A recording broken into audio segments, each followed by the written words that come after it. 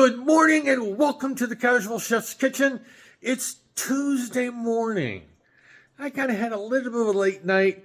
My meeting got pushed. Yes, I have a Monday evening meeting. It got pushed up to about 8:30. Yeah, a little bit later out of bed than normal. That's okay though. That's okay.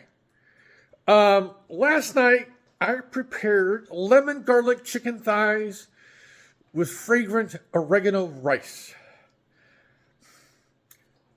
Not the prettiest in the photos, but it was very good, very yummy. I will do it again. It's to be quite honest, it's not very lemony. The only lemon that's actually in the dish is the lemon zest that went into the marinade. There was no other lemon juice.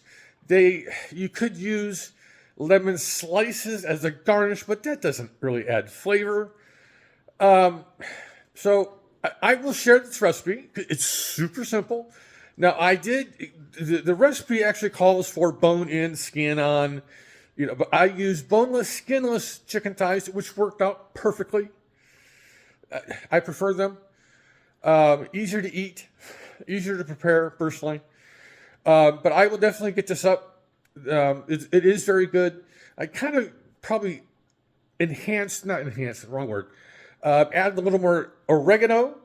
Plus, I used Mexican oregano versus a Mediterranean or Italian, whatever you want to say. But it's a good dish.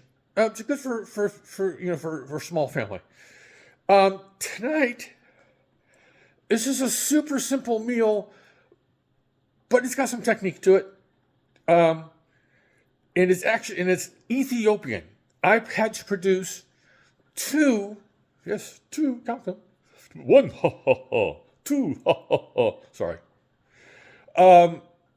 Urban spice blends, they're more spice blends, for this dish. So yeah, it uses two blends. One in the beginning and one you finish off with the second one. And this is Misir Wat. And I'm saying it with a French accent. I'm totally blowing it because I don't know how to do Ethiopian and I don't speak Ethiopian. But this is a simple dish, but there's a little bit of a technique to it. But it's nothing that you can't do. Just follow the directions. All right, so let's take a look. Got a Dutch oven going. It technically calls for a high-walled saute pan. You know me and my Dutch ovens. Yeah. And I'm going to do this over jasmine rice, or serve it with jasmine rice. A couple of onions, diced, some oil, some kosher salt, no pepper. The peppers, as you see, is pushed back. The first spice blend is bir spice blend, which has a bunch of goodies in it.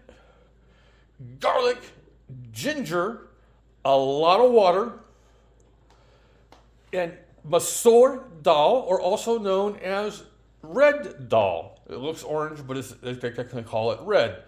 And then they finish this off. I'm going to slaughter the name of this. Mekelisha spice blend. There's my jasmine rice. I switched it over to a container since I'm using more and more of it. And it says for fresh cilantro, but I'm going to do some dry cilantro flakes. Today and tomorrow, I have some blending to do. I ran out of manila folders, so I have gone to envelopes to hold my packets, which shows the recipes and labels and all that. 4 of them I've already accomplished, which 2 I'm using today. And a new one I'm working on is my Casual Chef chili powder, or a chili seasoning. I'm going to be sending up a sample up to my friends up in Washington for them to try to see what they think. It's not going to be hot. That was asked. About a medium-ish to heat. But it's going to have a really nice blend of some mild chili powders and some other cumin and some other wonderfulness into it. So I'm experimenting with a new chili seasoning. So, a lot going on. All right.